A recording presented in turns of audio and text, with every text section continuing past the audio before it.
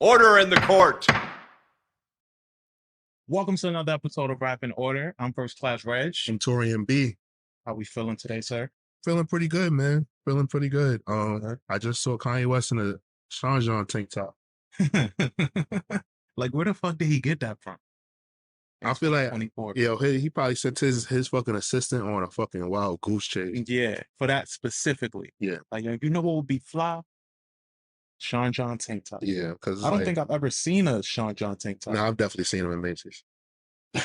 I've definitely seen him in Macy's.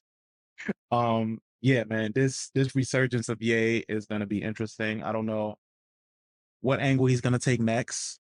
I just want him to produce. Yeah, because what he did. Yeah, to that what he did to that Like That beat is insane. Right. So right, we were speculating if Metro even like authorized it anew, but yeah, Metro co-signed it. Metro co-signed the fuck out of that. So yeah, we'll see what comes from it. Have you been to the movies lately? I have not. But I just saw a trailer. What is his name? Michael Knight Shyamalan. Oh, M. Night Shyamalan. M. Night Shyamalan has a new movie where like this guy takes his daughter to like a concert, and it is like some big like ploy to like get him there, and like this whole like suspense thriller starts, and it looked pretty interesting. Okay, It that's feels like the king of twists. right, yeah, and like the trailer feels like it gave the whole movie away, but obviously that probably just the first 15 minutes. Yeah, I haven't even seen the trailer that you're talking about, but I have heard about it.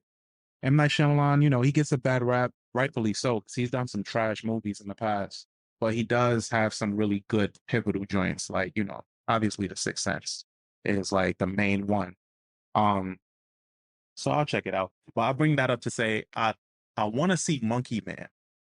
That shit. Sarah's mentioned that, and I like when she said it to me, I was like, that sounds racist. It does, yeah. Jordan Peele did the movie. Yeah. Does that make sense?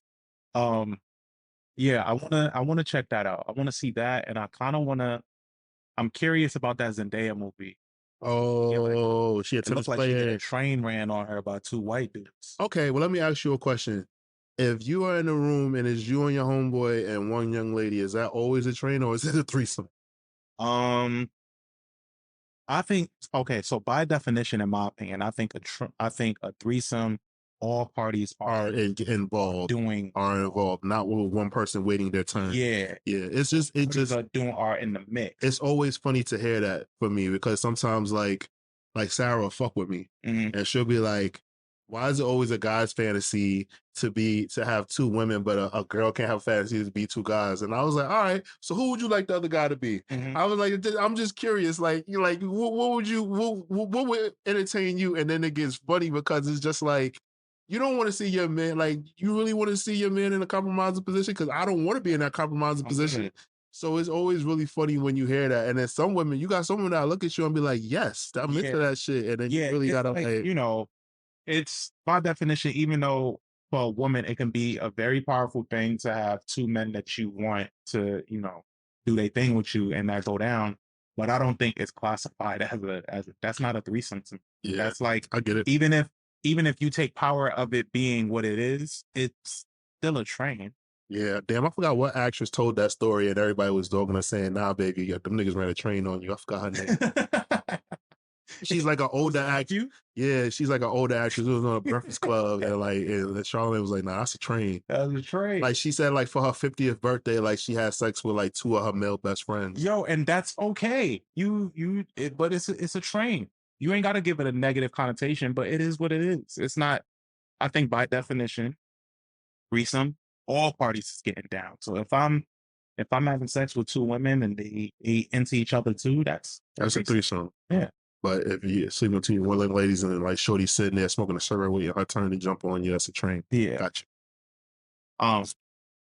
But I don't even know how we got here. But the Zendaya movie. So I am curious. I am curious about the movie. I do want to check it out. I like Zendaya as an actress. I know she produced this movie as well. I want to see what she did with it. So it's a serious tennis film. I want to see what comes from it. And I haven't been. It made me realize too. I haven't been to the movies in a little minute. It's been a while. Okay. Oh, I saw the Bob Marley movie. That was the last thing I saw. Oh damn. The last thing I saw was Dune 2. Okay. Yeah, that was a okay. So Yeah. Zendaya movie. But I might go to the movies on Monday or Tuesday, depending on how I'm feeling when I get out of work. Yeah, man. I I think it's time. I need to do that again. Yeah, I need I need a theater. some little press plates. Hmm. Um, well, well, I think this is kind of like right on time. Well, it's not it's bad time. We're doing this future album. We definitely got to say R.I.P. to Rico Wade of Hmm. Organized Noise and the Dungeon Family. Yeah. He is the architect of what Atlanta we hip hop. like. Yeah, yeah. He's one of the architects. I think him and Jermaine Dupri can Hmm. share that credit. I'll give it to them. Him, Jermaine Dupri, and L.A. Rita Babyface. Like I don't think that they get a lot of credit for what they did with the Face Records, but Hmm. Rico Wade definitely like with the more hip hop, like cultivating the hip hop scene of Atlanta and like depicting it a different way than some people might have been used to. Yeah. But like they definitely were pioneers and like it wasn't even just rap like what he did with R&B and like other Mhm. genres and things like that. It kind of makes me like wonder like why Organized Noise and like Rico Wade why like did their sound become like outdated to the big wigs in the music industry. Um, I don't think so. I think, and this is something we're gonna touch on later about like organized noise and how they're viewed, and I mean Dungeon Family, Mhm. and how it's viewed in the public. I just think it's more so it looks like this best kept secret type vibe, and it makes me think of the Soul Aquariums, where like you have all these established artists, they all go to one spot to go create, and that's what like Rico Wade's space was for some people. Let's do an episode on the Soul Current Aquarians because from what I've heard is that like it was the Soul Aquarians. Sorry guys, we're like varying like everywhere, but it came from like a night like a jam session at Mhm. Electric Lady Studios, Yeah. and like that week like everybody kept coming through, and then I think Questlove coined it that, Mhm. and nobody wanted any parts of it. Yeah, but like, but I guess you could think of it and then think of like the people that were in that space, Hmm. that all collaborated together. So Yeah. like, Oh yeah. So but many then people. they also used to go to Jay Dilla's crib, and Right like in Detroit. all of them worked in Dilla's basement. Right. You know, at some point, like just went there just to like go collab and like just build, and then that turned into them just doing a back and forth thing. But saying all that to say, like it comes back around to Rico Wade, where like Okay. they all used his space in that way too. Right. I just think that I don't understand how like okay you see what Dr. Dre did, right, and like how pretty much Jimmy Iovine was like, yo, you're my guy, you're gonna stay with me. I'm very confused. Like, and Clive Davis had Puff, and he had Puff next to him. I'm just confused because I guess because Organized Noise was like an extension because they were on Arista as well, Hmm. and like their extension was through L.A. Reid, so L.A. Reid was kind of like their like middleman. But it just really like baffles me. I'm like, these motherfuckers made Waterfalls, Yeah. like one of the biggest pop records for anybody. I think any pop star would love to have a song like Waterfalls. I'm like, damn, like I know that they're respected and they get their attention, but like it always like, and this is something I It guess feels low like, key. yeah, yeah. I guess like this is something that, like people in the music industry in the know could explain to me because I'm just like, I understand why Dr. Dre got his recognition. I understand why Puff got his recognition. But like, how did Organized Noise, as the songwriters and producers that they are as a team, not get propped up? Like, how did they not get like a better position of all the talent that like came through those men? Hmm. Just something I think about from time to time, Yeah. and I guess sometimes it's just about like who likes you and who don't, because like at Interscope, Jimmy Iovine had like a team of people. He had Will I Am, he had Swiss Beats, he had Timbaland, he had Dr. Dre, and he had I said Will I Am, right? Hmm. And it's somebody, it's another like producer, like to make sure all his pop shit was on point Hmm. at a certain time. So I just think about that It is sometimes. interesting. But for the viewers, we don't go on this tangent for no reason. It kind of it just ties into the artist that we're visiting today. Like we're doing a future album, and we had all this talk about, Dungeon Family, because Future was one of those Right, members and had close ties with Rico Wade. But future album that we're doing today, well, rather mixtape, is Monster. Monster was released October 28th, 2014. It's his 13th mixtape release from it's the 13th mixtape release from Future. Mm-hmm. Along with Beast Mode and 56 Nights, is considered a trilogy of album quality mixtapes and was executive produced by Metro Boomin. It was fueled by Future's breakup with Ciara at the time. He had a lot of press for that. Publicly going through a lot at the time. His career was going in one place and then ended up in another, where like we were seeing him at that time as like this guy that like, you know, he's with this girlfriend that everyone loves. He's writing music for her. That's what he started doing. But then also he was doing his own thing too. And he was kind of meeting himself in it, of creating the type of content that he wanted, and then restructuring Ciara's career at the time was his plan. Um, but they had a very public breakup. And then she became kind of the driving force of this time period for him. Yep. So yeah, like I said, this came out in 2014. What were your thoughts on Monster and this Future run at the time? It was it was a return to form. Like we thought like we lost him. We was like, oh damn, like he's engaged to Ciara, like they look great. He wrote her Body Party. It's over. Like we lost him. He's about to become polished up. Like, you know, all of the shit that like we loved him for is like gone. And he wasn't with that shit. He didn't like it. Like they tried. I think the last straw, what I heard in the interview was that they wanted to rush the wedding and it was going to be on the E channel, and he wanted no parts of that shit. He was like, I don't want to do that. I'm not even comfortable with this. Yeah, he was like, I'm not even comfortable with these people being around. And then remember at that time, like that's how him and Kanye got close, because like Ciara and Kim were like, you guys both like music, be friends.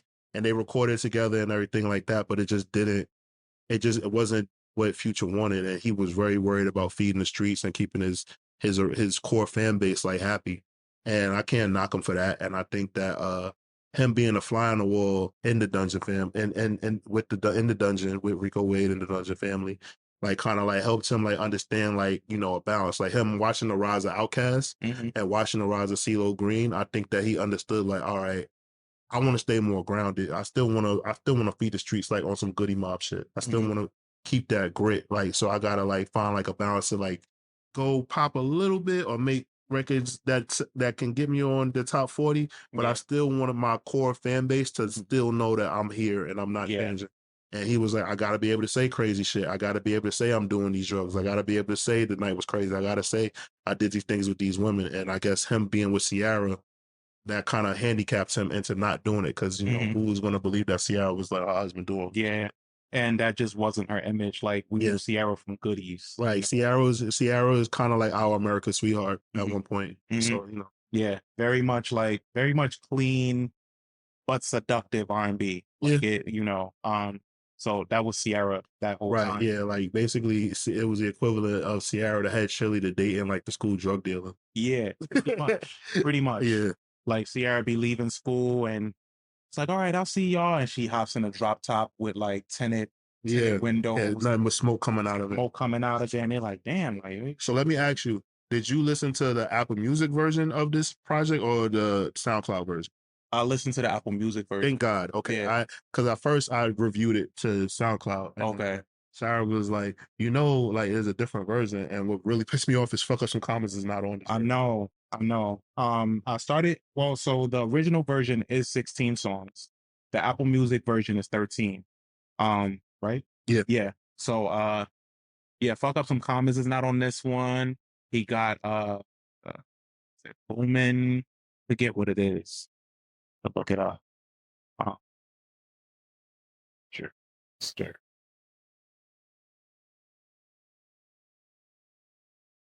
There's a couple songs on here that kind of help define this mixtape that don't make it to the official version. Yep.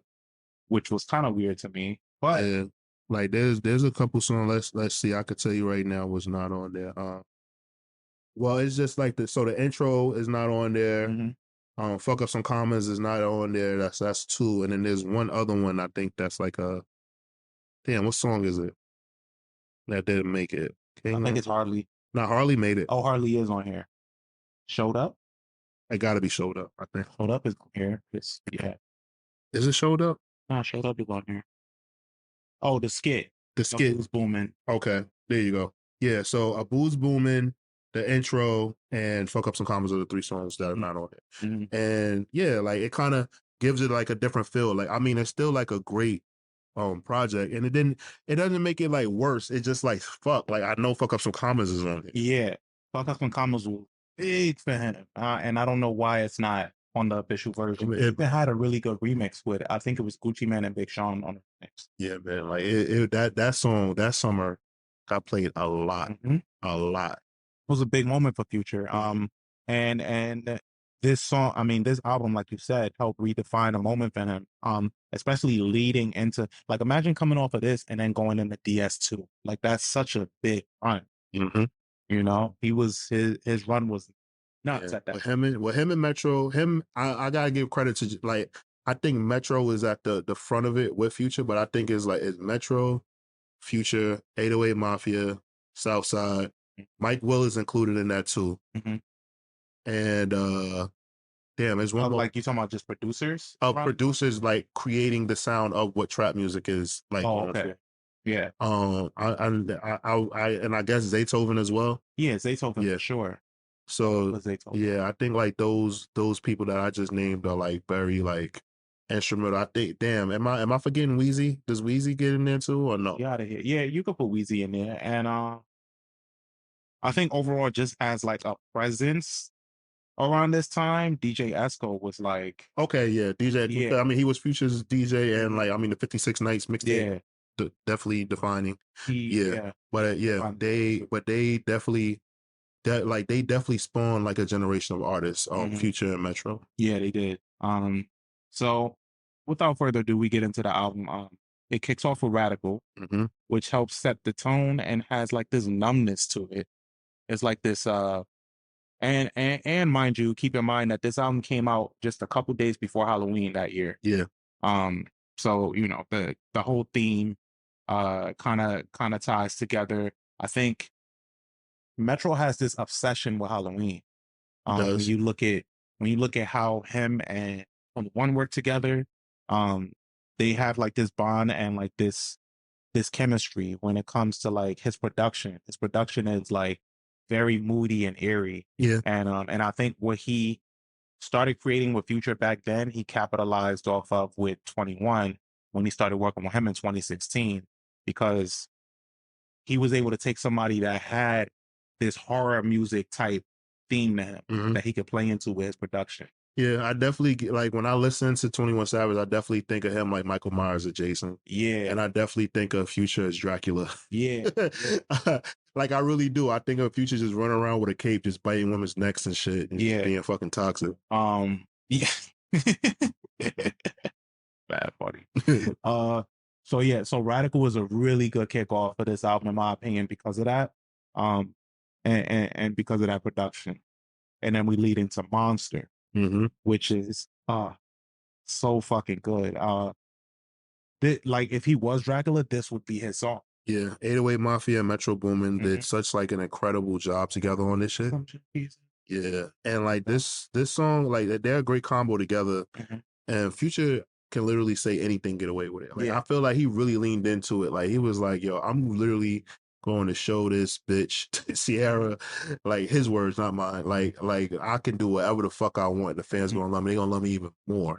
And I feel like he really proved that. Like he just was like, all right, like they want toxic, they want old Future. I'm gonna give it to him. That's what I'm giving to him. Future does a lot of fan service. Yeah. Even now on this run that he's on, he knows how important it was for him to get back with Metro. How much his fans really like him with Metro. Yeah. Yeah. Monster is like on my gym play. Like I still play that song. It's just such a good fucking song. Production is so good. And then we get into Throwaway. The most toxic song in history. This song is pivotal in Future's toxicity. Like it's like when people say that Future's toxic and you say, give me a song while you say that, they're gonna name this. Yeah. Also, I think that I've come across way more women that enjoy this song than men. Really? Yeah. That second half is what does it. Because the first half, he's just like, yo, like he's talking about not caring about this woman at all, and then realizing he loves her. And then he's like, yo, if you need to fuck that nigga, go get it over with, but I'm here. Like, just like, what? Like, look at what you're trying to find solace in. Like, this nigga is just wired different. Yeah, of course he is. Like I think Got my dick sucked. I was thinking about you. Like it's just you know, the toxicity, and I think some women like that shit. yeah, Like because for I've them it's honest. yeah, I've seen some women like perform this shit word for word, bar for bar. Like, oh Mhm. shit. Like the first time I like it came to my caught my attention was seeing how women went crazy for this shit. Really, Yeah. yeah. Yeah. Throwaway is a standout future record, not just on this album, but in his catalog. Like it's you know, it really defines a moment for him. Like pivotal, very pivotal. I agree. And then you get into our one and only feature on this album, on Right. this album version, um, is Wayne Yeah. And that's crazy on because it's After like That. this is like one of the most forgettable Wayne verses I've ever heard. You think so? Yeah. I really like this Wayne verse. I was just like, damn, like, I think this was like out of it Wayne. I on the re-listen, I was like, damn, I forgot all about this verse. But I really like it. But then it had me entertaining the idea of what would a future and Wayne project sound like. I think it would be great. I think Yeah. well now we probably won't get it, but No. Well, why not?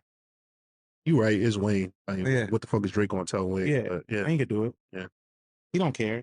Wayne would be like, Wayne to do it, and then Drake question him about it, and he'd be like, "Y'all beefing?" Yeah. Like that nigga It'll be won't even know. yeah, it'll be like, "What you He don't talking know what about?" the fuck is going on right now. That's funny. Yeah, and Unless you it's can't be sports. mad at Yeah, him. unless it's Yeah, sports. you can't be mad. He'd be like, "What? Y'all beefing for real?" Yeah, that's funny. Shout out my nigga Gucci. um, but yeah, nah, I think this track is hard. I liked it a lot. But then it goes into we go into My Savages, which is another one. Yeah. That's like 2015 encapsulated. Yeah. Everybody was saying savage, Yeah. like, yo, you a savage, you this, you that. Like it just fits that time so well. You wanna hear something funny? So one time, I don't know why, like I was making sandwiches and like I was playing this song and then I was just like, my sandwiches, my sandwiches, my sandwiches. I don't know why. Like, and then I just do it in my head from time to time. And when I have like when I go to Haji's and get a sandwich or something like that, and it's really good, like I hum it to myself. That's bad, buddy. Yeah, it's a random fun fact. Yeah, I have songs like that that I do little remixes like that for. Like what is it? Oh, All About the Benjamins. Which I want to do. Want to eat Fritos, Doritos, Cheetos. That's a I've good been one. saying that since I was like in eighth grade for some Wow, that's reason. I funny. don't know why. Um, but yeah, My Savages is a 2015 staple, and it aged very well, and it's still very enjoyable. Um, Tupac, Have you ever heard a good song with Tupac's name in it? I liked Tupac back when it came out. That was okay, but I feel like they don't be doing Pac justice. Like this is not a slight to Tupac. I think that a lot of people use his name in songs or like use songs influenced by him and like they don't execute it well. Or I haven't heard somebody where I'm like, wow, I think Pac would be proud of this song. Mm, I'm not like being obtuse. I'm dead serious. I don't think that someone has released a song. Maybe Nipsey. what Tupac song Nipsey got? Not with his name in it, but Okay, like I'm just saying, like I think like Pop would have fucked with Nipsey. okay. I don't like. I think he either like Kendrick. I definitely don't think he'd like Drake. He might have liked J Cole. Depends. I think he would like J. Well, yeah, but I think he would call J. Cole soft. Yeah, I think so. But like because J Cole is definitely Brenda got a baby vibes. Yeah, yeah. But yeah, I think he would have liked Kendrick as well. Like just respected him just cause. But some artists like I like I just don't think he would have enjoyed Tupac back. That's just my That, yeah. yeah. I think he'd have fucked with Griselda heavy though. I think he would like Griselda. I think he would like Future. Yeah, I think he would like Future too. Yeah. But let me stay on track because I don't want you guys to say I lost track. Yes, songs with Tupac's name in them are not good, and people need to stop disgracing that man's name. It's just my opinion. Um, so that one carries us into Gangland, Yo, so my type of hood rat activity. yeah, I think the horn siren throughout the project Mm-hmm. is fucking great, Mm-hmm. and I think that was my first time like hearing it so much on a project because like this album definitely like even though it has like a spooky feel, like it feels like you're playing like Super Nintendo as well. I can see that. I didn't think about that. And like you hear like different like noises and stuff like that. Like I wouldn't be surprised if Metro Boomin was a gamer. I want to say he is. Yeah. Yeah. Like he strikes me as a gamer, like, and so like I'm like, all right, I get it, because like Swiss Beats got in trouble for doing that, and I know Just Blaze is a gamer, but I don't know if he really leaned into it the way that he should, because he has so many other things going on. But yeah, um, What we think of Fetty? it's my favorite track off the album. Really? Yeah. Um. Yeah. No, Fetty is good. I don't. It's not my favorite. I think we're gonna get into my. Well, the last couple are my favorite actually. Okay. So we get into Hardly. Hardly is so painful. It's like this nigga is sad, like Yeah. for real. Like, but then, okay. So I have a question for you. So Okay. you see how J. Cole recently did the apology, and it made you kind of look at his the quality of his content different, right? Because it's so braggadocious. Um, what about how do you look at? Do you still look at Future the same? Because Future has gone on record to say he be sober, but he just makes this music that he knows the masses enjoys. Well, all right. I guess this is gonna be me moving the goalpost. I guess because like I don't indulge in that shit. Like I'm actually relieved Yeah, that he doesn't do all the drugs yeah. that he says he Well, does. and I only say that because when I listen to a song like Hardly, where it's so painful and so personal, he's talking about overdosing on perks, waking up drinking that syrup, get intoxicated, trying to fight my demons. Well, I think at And one point he was at doing that. okay, I think that was like him. I don't think that was in his present. I think that was in his past. yeah, And I think that like, he realized like you can't live doing this, and yeah, but yeah, he still gives his fans that. And I think that, it kind of like leaves it kind of like disappoints them to know like, yo, you're really not killing yourself. yeah, which But is a crazy thought, right? I guess it only I just think about it because I'm just like it just makes me ask. I guess I only question it because it makes me question myself and why I like the certain shit that I like. Because he wouldn't be saying this, there wasn't an audience for it.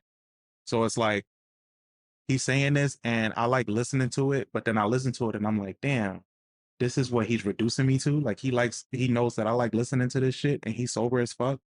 He's not really pouring out anything and like, I get what you're saying. emotionally. Yeah, I understand what you mean. Like I feel like it's a I'm okay with it. Like Mhm. is the reason why I hold it different with J. Cole is because like they're just words. Like Yeah. you're saying like I'm the best rapper. Like you're Mhm. making a statement. I don't think Future's the best drug addict or anything like that. Like Yeah. he's saying, he's rapping about it. And maybe he's just rapping about old times. Like, Jay-Z says, like, I recall. I don't like y'all record, I recall. Yeah. Yeah. So maybe it's just one of those things. That's true.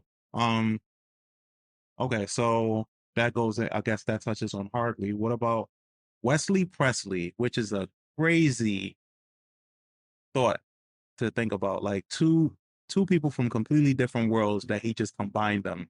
Wesley Snipes and Elvis Presley. I liked it, and for some reason I don't know why, but I was like, "Damn, this feels like his take on like a spaghetti western or something like that." I don't know. I got that vibe. Yeah, I could see that. I did like it. The combination of those very different people was enough for me to really enjoy it. Um, and I think it doesn't come up enough. I do think it's a highlight on this album. Yeah, Wesley Presley is fucking dope. Yeah. It's a great listen. hmm and then Showed Up, kind of a throwaway for me. Yeah, I don't really have thoughts on it. I'm like, all right, cool. Yeah, it's Yeah, skippable. But then we get back on track with Mad Love. which I enjoy his flow on it very hmm much. Mad Love is his flow on it is crazy. His cadence is dope, and he sounds alive.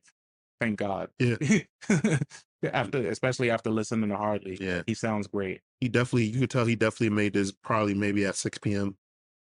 Yeah, like midday Yeah, type shit. Yeah, yeah, that is the vibe to this. But then we go from 6 p.m. to 3 a.m. yeah, with Codeine yeah. Crazy. Cody and Crazy, man. That song, there's so many people that crashed out because of this song. Yeah. And that's not even like like I'm not laughing like because it's funny like tragically what happened to them, but this song definitely put people in a mode like I want to feel that. hmm And I think that it like this was At just your yeah. at your own fucking risk. I Yeah. think this oh, there was a story that TM88 he revealed that this beat was originally made for Nicki Minaj to go on the Pink print. Wow. Yeah. She ain't know what to do with it. And I guess she just wasn't responding in time, and Future was in the zone and was like, yo, he hit him up and was like, yo, I need something. And I guess you could say it was like I think about it in the sense of like the story about Wham Wham when it was made for Foxy. Okay. But then they gave it to Clips because she just didn't get back in time. And they made what they made out of it, and she got mad. Like, that was for me. Yeah. But I don't think that's the case for Nicki, but you know, it's just that similarity. I think I would have loved to see what Nicki did with that beat, you know, but Codeine Crazy is beautiful. Yo, if I was an artist, I think I would take the approach that like Wayne takes and just record over everything. If you use it, you use it. If you don't, you don't. Yeah. But then I guess Wayne is unique in that sense, where like some people are more selective and Right, Wayne because just, they gotta have something to say. Like, yeah, I would just rap. Like, I feel like Jadakiss could do that too. I feel like you give Jadakiss a beat, like he could say something over that shit. Like, there's just certain artists that can, and then certain artists be like, yo, I kind of like Foxy Brown. It doesn't surprise me that like she was sitting on a record or whatever like that, because it seems like she gotta have like the perfect setting in the studio. I can't even hear Foxy on Wham. I can't either, but that's why I think she had a hard time. I think she had to like figure out her cadence, and during that time was when she was kind of like going more like the reggae SoCal kind of rapping and everything like that. So, you know, I think that because wasn't she married to Spragga Benz? If they weren't married, they were together. Okay. Yeah. Yeah. So I think that like, you know, she probably had to figure out what kind of pocket she was going to get in. It was taking her time. But like, yeah, I don't understand it. If I'm a rapper, yo, feed me beats. Yeah. Yeah, I get it. Especially just to stay sharp at least. So yeah, I guess that takes us to the end of this album. I think my standouts, Codeine Crazy, Monster, after that is one, My Savages is another. Um yeah, I would give this album, or mixtape rather, a 3.5 out of 5. I think it's part of the culmination of the Future that we know now. It feeds into his legacy, and what he's given us. And where we see him now, we wouldn't even have without a mixtape like Monster. I give this project a 4 out of 5 waffles. I think of the trilogy, this is the best one of the trilogy. And shit, I'll argue until Dirty Sprite 2, this was his best project. Really? Until Dirty Sprite 2. How'd you feel about 56 Nights? I don't enjoy 56 Nights as much as I enjoy Monster. I think that this, like, you know, and I'm just saying, like, in time frames, like, obviously he has a ton of more projects out now, but I think that Monster was his best project until he put out Dirty Sprite 2. Yeah. And then, like, that's a whole nother conversation of rankings. I just don't feel like going through it, ladies and gentlemen. Yeah, but, no, it's a very strenuous ranking. But yeah, I guess you guys should let us know what you think. I think my favorite Future mixtape is probably 56 Nights. That time frame, I think the story and everything that went into it plays into it more. And it was just an unforgettable bad Future. I mean, this whole time frame was. Very, very, very, very good song. But to appreciate Future now, you got to revisit his older stuff to see how far he's come. So I do encourage all our listeners and viewers to revisit this project. Let us know what you think. Get back to us in the comments. I'm First Class Reg. And I'm Taurian B. And we're out of here. We'll catch you next time. Dun dun.